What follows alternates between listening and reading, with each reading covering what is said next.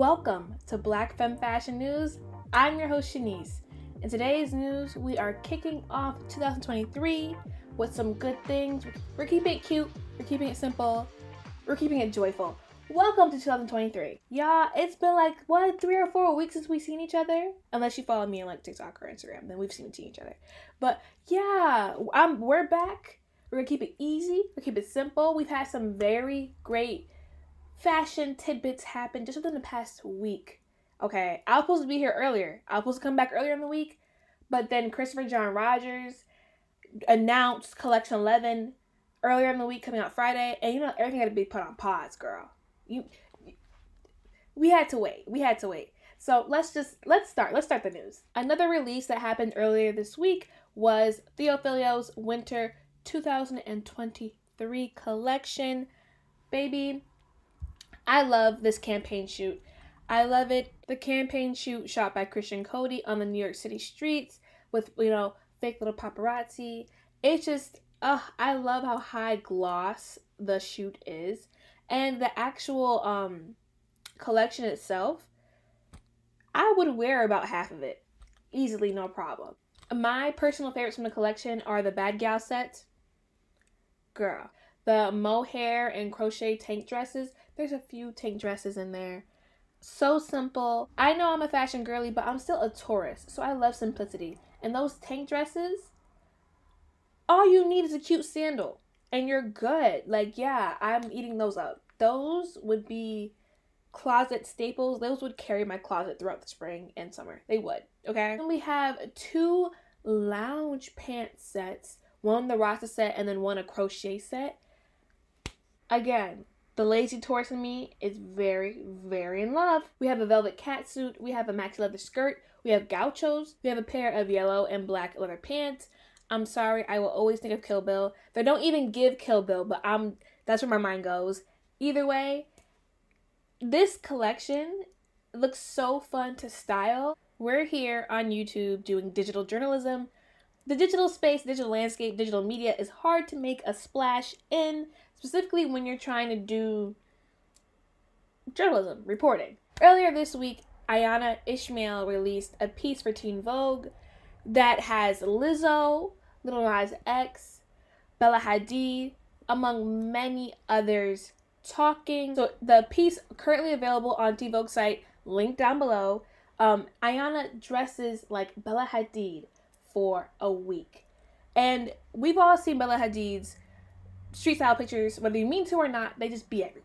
So Ayana dressed like Bella Hadid for a week to find the best plus size alternatives to be able to recreate the looks that have the whole internet raving. And of course, there were problems. For example, look number 5, schoolgirl core, it was difficult to find cargo skirts in larger sizes. And for look number 3, she had difficulty finding windbreaker pants that were, wide enough, long enough to have the baggy look. So instead she had to opt for cargo pants. I really do love each of the pieces that she did, because you could tell that she took the time to really try to recreate. This was an honest experiment. Most of the looks look like they went off without a hitch, even though there was problems sourcing the pieces. This piece went viral. I mean, the pictures and the actual article itself was talked about on Instagram, TikTok, Twitter. It opened discussions that people have been having for the past year or two, actually, about whether it's fashion or it's person just thin. Y'all remember that? Y'all might remember that little time on TikTok when it was like, oh, is it a fit or are they skinny? Y'all remember that? It opened these doors to conversations where people are saying, like, yeah, there are certain fashions, there's certain styles, certain things that I would love to participate, that I would just be happy to express, but I feel like because I'm in a bigger body, I have to hide, or I have to cover, or that's just not an option for me.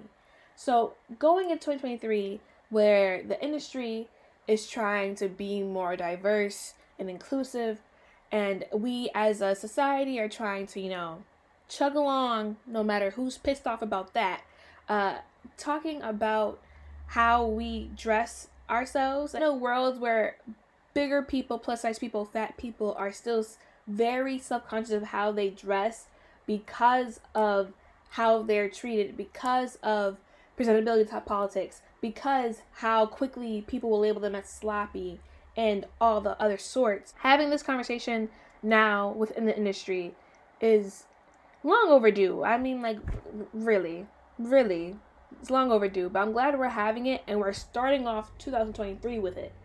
Because, baby, there's some things that should already be handled, you know what I mean? And plus size people having good quality, equal access to clothes.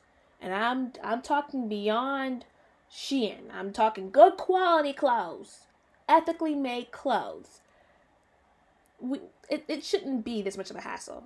And certain styles and aesthetics shouldn't be reserved to a body type. So I'm just really happy that Ayana did this.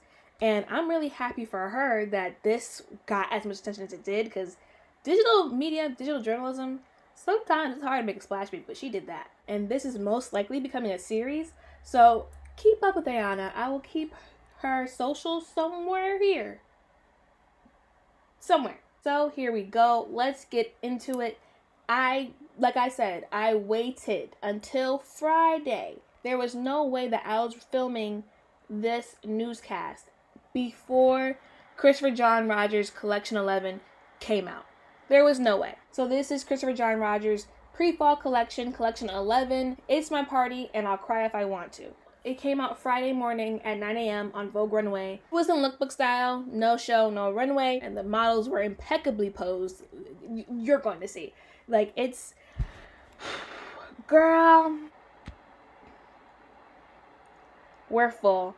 We're so full. We're so full. OMG. This collection is 46-piece collection. And honestly, some pieces, some collections seem to drag on unnecessarily. This is not the case, babes. This is not the case, okay?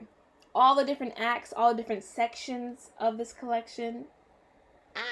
Girl. CJR is so gifted that this collection, which has a clown motif, by the way, it's so beautiful. It's so beautiful. I don't know. I'm sitting here and I'm not sure what to say that I didn't already gush about in the blog post. I don't know. Literally the fashion Instagram, all the girlies, oh, me and my girls, we finna link up and we finna be, boo-boo the fool together. It's clown girls night. Like clown core, but high fashion with these absolutely stunning elements of cinching, draping, pleating, porthole cutouts. Freaking, I don't get how he does it. I'm sitting here and I'm like, I have had over 24 hours to ruminate on it. I've made more than a few social media posts about it. I've written a whole collection walkthrough, and I'm still baffled by Christopher John Rogers' abilities. My gosh. A lot of people are really, really psyched about the first act of this collection because of how devoid it is of color. Which is, Christopher John Rogers' thing, the pure craftsmanship of his work shines through so much that it's just blinding. It's blinding. In the post, I talk about how you move down the collection and the color slowly comes in. I'm trying to keep this short. I am. My wonderment is literally leaving me speechless. How Christopher John Rogers managed to put some of the most glamorous pieces I've ever seen in my whole entire life next to and intermixed with clown imagery. A red honking nose. A red balloon that looks exactly like the red balloon from It. These clown hats. A period jumpsuit. How he managed to do that and simultaneously give us some of the most stunning gowns that are guaranteed to show up somewhere on the red carpets for the next several years. The next several, like, these gowns, these dresses are so beautiful that Christopher John Rogers is going to be selective about who he gives it out to. Every designer is. Don't get me wrong. Every designer, especially most designers, are pretty selective about that. But these dresses are such moments in and of themselves that unless that celeb's having a moment, I don't think you should, lend it. Honestly, there's so many absolutely stunning gowns within this one collection that we could very well be seeing gowns from this collection on red carpets for the next few years. Maybe we get one every year. Maybe. Y'all gonna have to read the blog post. I trying to sit and conversate about it is so...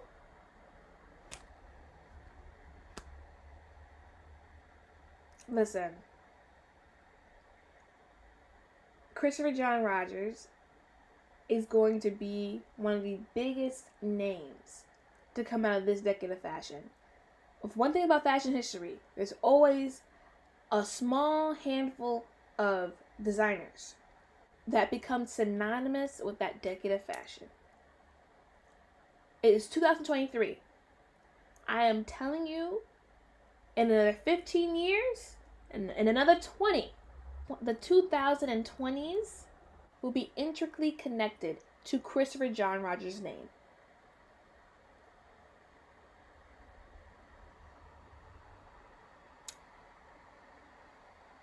I'm saying it here so that when it happened, y'all can't say that you weren't put on notice.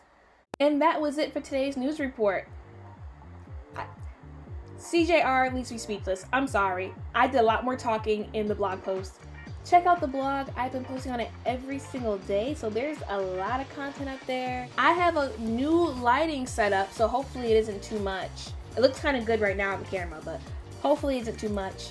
But we're trying to upgrade the show as we go along. I hope y'all's year gets off to a great start. I hope everything that you wish for comes to you doubled, okay?